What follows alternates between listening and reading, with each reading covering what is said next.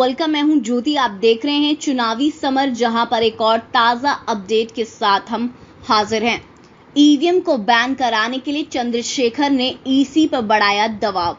चंद्रशेखर आजाद रावण ने ईवीएम और यूपी से योगी के किले को उखाड़ फेंकने के लिए लिया संकल्प। दरअसल ये सभी हम जानते हैं कि एक तरफ यूपी में भाजपा कमजोर हो रही है, तो दूसरी ओर चंद्रशेखर की ताकत राज्य में बढ़ती जा रही है। जैसे कि हम जानते हैं कि चंद्रशेखर ने हाथरस कांड, संत रविदास मंदिर सहित कई अन्य संवेदनशील मुद्दों पर मोदी सरकार के खिलाफ ईंट से ईंट बजा दी थी, जिसकी वजह से मोदी को मजबूरन संत रविदास मंदिर बनवाने के लिए राजी होना पड़ा।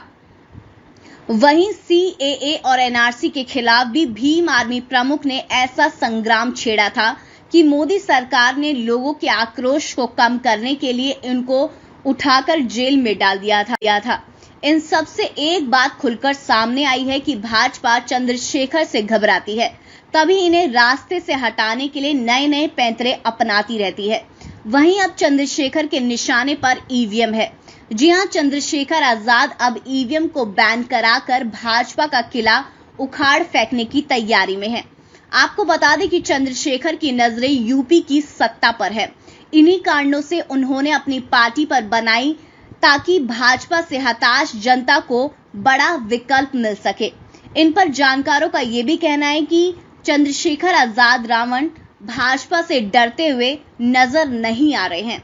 इसकी एक वजह यह भी हो सकती है कि चंद्रशेखर को दलितों का पूरा समर्थन प्राप्त है।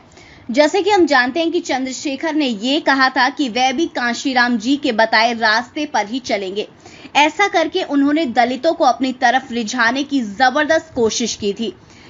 वैसे भी जिस पार्टी के सिद्धांत कांशीराम जी और बाबा साहेब के विचारों से मिलते हों, उन्हें दलितों का भरपूर समर्थन मिलने की संभावना है।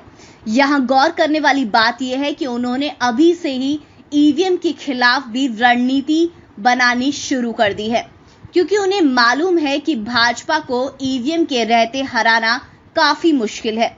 इसीलिए भीम आर्मी प्रमुख ने चुनाव आयोग के समक्ष ईवीएम हटाने के लिए अभी से ही दबाव बनाना शुरू कर दिया है। उन्होंने आयोग से ये कहा कि ईवीएम के साथ चुनावों में जिस तरह से धांधली हो रही है, उससे जनता का विश्वास चुनाव से उठता जा रहा है।